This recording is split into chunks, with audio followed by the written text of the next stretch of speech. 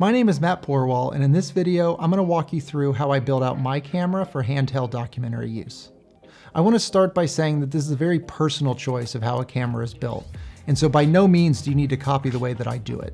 The camera that you work with, the way that you build it out, what accessories you work with, are a very personal choice to each individual cinematographer and have specific needs based on specific shoots. And so by no means do you need to build the way that the camera that I do to have a great handheld setup. But instead, I want to show you the way that I do it to hopefully give you some ideas of things that you can do for your camera as well.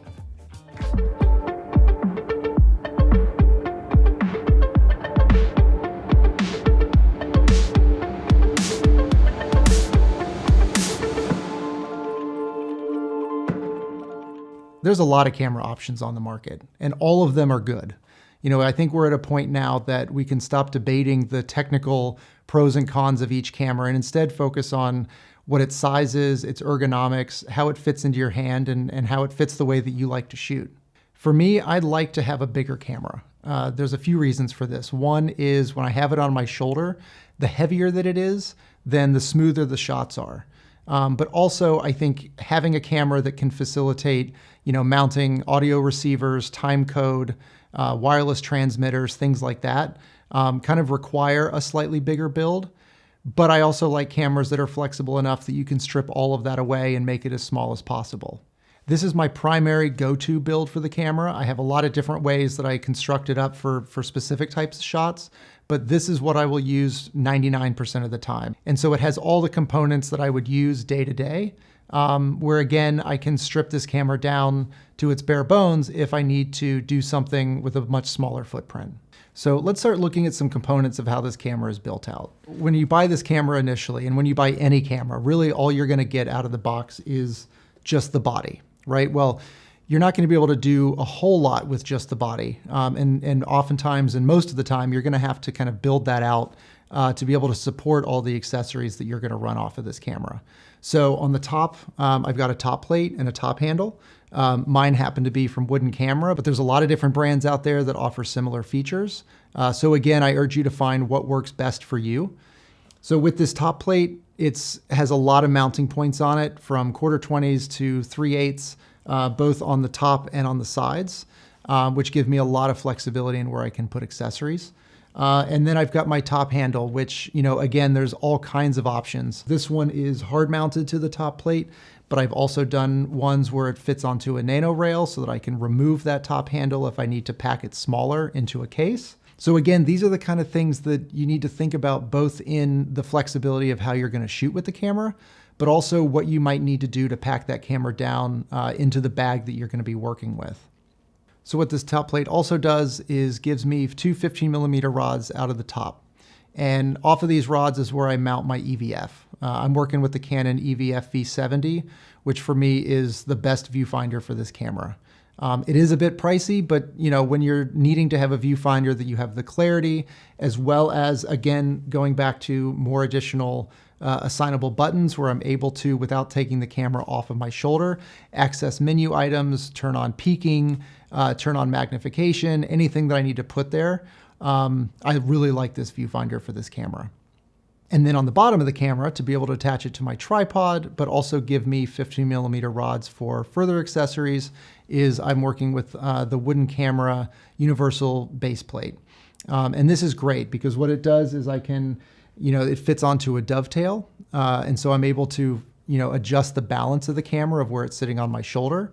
It gives me those 15mm rods, which is really nice because it's a pass-through. And so I can adjust the length of those rods coming out of the front of the camera, as opposed to some are, it has the 15mm rod and then it just stops up against the base of the camera.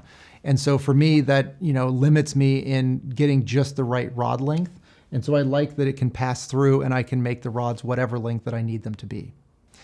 And then sitting under this Wooden Camera base plate is a Wooden Camera VCT plate. And what this does is it allows me to quick release the camera on and off of a tripod. What's really nice about having this adjustable base plate is it will allow you to balance the camera based on the size of the lens that you have. And so in this instance, I primarily am shooting with the Angenieux EZ zooms, the EZ1 and the EZ2. And since those are a little bit heavier, then I'm able to slide the camera back so that I can balance it properly on my shoulder. But if I end up putting a prime lens on, then it's going to be a little back heavy at that point. So again, I can loosen this and I can slide the camera forward and back. And so it really allows me to be able to balance the camera how I need to get just the right fit on my shoulder. On the front of my lens, I have a Mattebox. And this is just this is a wooden camera Zipbox Pro. It's got the ability to change the diameter of the back depending on the lens that you have. And so I'll use this really just as a lens shade on my camera. Otherwise, if I'm doing a lot of filtration, then I have a different matte box that I'll put on instead. What these 15mm rods also allow you to do is I can put a lens support on, which is really important when you have a heavier lens, so you don't want it to flex your lens mount. So it's good to support the lens so it doesn't move. And then off of the front, I have these hand grips.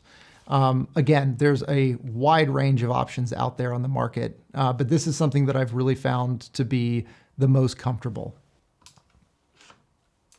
So what we have is, it's just a 15mm bridge here.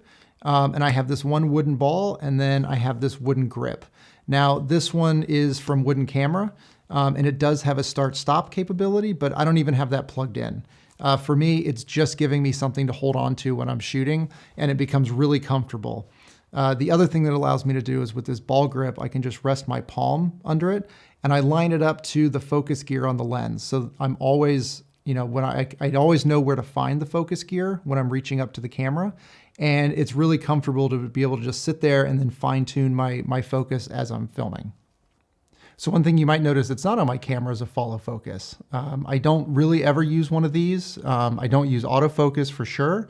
But what I do is I'll just keep my hand on the lens at all times. I'll have one finger on the focus. I can then have a second finger on the zoom. And so I'm able to independently control those two motions. And it really just helps direct me and guide me as I'm following the action. One thing that I really like about having this wooden camera base plate is it gives me the ability to have the full rig. It's on the VCT plate here. I can pop the camera off and I'm ready for handheld shooting. And then I can just drop it on, click it in, and it's ready to go. But if I'm ever shooting where I don't have a lens that has lens support or I don't need the rods, but the rods are giving me, something to put my hand grip on, for instance. But I need to make this a little bit smaller, then what's really nice about having this base plate is I can also just slide the camera out and now it's become smaller. In addition to using the EVF on my camera, I also have a 5-inch monitor on the top as well. And where this comes in handy is when I have the camera on my shoulder, my eye is going to be in the viewfinder. But if I ever come down to shoot from the hip or shoot lower with people sitting at a table, then I also have this screen on so that as soon as it comes down, I don't need to fiddle with the eyepiece and get it adjusted and hunch over to it. I now just have a secondary display ready to go. So if we spin the camera around, show you the other side. So what we have here is I have a camera mic. And this is an absolute must when you're shooting any documentary, any verite, whether you have a sound recordist or not. And in fact, if you don't, your sound recordist is probably going to ask you to have one. This is really important because if you find yourself getting separated from sound, if you find something that is happening and sound is not rolling at the moment and you just need to grab the shot, you're going to have some sound to go with that. So this is an absolute necessity. So in addition to having these hand grips on the camera, I also have the Canon hand grip on the side. I know some people like to take this and move it down to this hand grip with a cable that plugs in so that as you're hand holding, you've got start stop and you can make adjustments off of that hand grip. But for me, again, when I switch from shoulder mount down to undersling or on the hip, I'm able to slide my hand right into this. And again, now I have those controls. Whereas when it's on my shoulder, I can program buttons here to be able to do the same things with the same access that I have controlling from the hand grip. So it's all about flexibility of regardless of where the camera is going to be, in your hands, on your shoulder, on your hip, you have access to everything you need without needing to effectively rebuild a part of the camera to make it work. And what I have on it at the moment is a Wooden Camera gold mount battery plate. And what this does is it allows me to run the camera off of a larger capacity battery, but it also allows me to use the smaller Canon BP batteries. And what's nice about this is it basically allows me to hot swap batteries. So I really never have to turn the camera off on a shoot. If I pop this battery off, it automatically switches to the smaller Canon battery so that I can pop a new one on. And then as soon as it comes on, it reverts right back to the DC power and I'm good to go. What also is nice about this battery plate is it has 3 DTAP ports on it. So I'm able to power all of my accessories while also powering the camera. So while for the majority of the shoots that I'm doing, especially when we have a sound mixer with us, I'm going to be using this battery plate just because it keeps a slightly lower profile on the size of the camera. But I also have the Canon EUV2. It's an extension unit that gives me a dedicated battery plate, either V-mount or in this case, I've adapted it to gold mount. And what this will do is it gives me additional DTAP ports, and it also gives me primarily 2 more tracks of audio. So I'm able to record 4 tracks of isolated audio tracks to the camera, which when I'm doing my own sound comes really in handy. But it also adds a little bit of length to the camera. And so when I don't need to have those additional audio tracks, I'll just use this battery plate. And here you can see I've got my battery. I've got a whole different range of batteries. These I really like because these are the SWX batteries. These are the nanos. These are 98 watt-hour batteries, but they're incredibly small. With that said, I also have a variety of other batteries that have larger capacities to them, which, you know, sometimes for power-hungry cameras is nice to have, so you're doing less battery changes. But again, it's all about giving yourself the flexibility for, you know, going into a scene that you know might be a couple hours long where you're not going to be able to switch a battery. Then I probably wouldn't opt for this and would go for a larger capacity battery. Up here, I've mounted my Teradek Transmitter. You know, you want this does get very hot, so you want to be able to make sure that it's got space around it so that it can have some airflow. But I also want to make sure that when I'm holding the camera and underslinging it, that I don't have a bunch of stuff hanging out the side of the camera here, because it's just going to dig into my body as I'm holding it. So I want to keep this side as clean as possible. And as you can see, the cables are all very tidied and tied up so that they're not spewing out. And I also, you know, have right angle adapters so that the cable's not going to be poking me in the side. And so these are all important things to think about. So I've mounted my transmitter off the back of the handle, and that just sits on this little nano rail where I can just pop it off easily if I need to.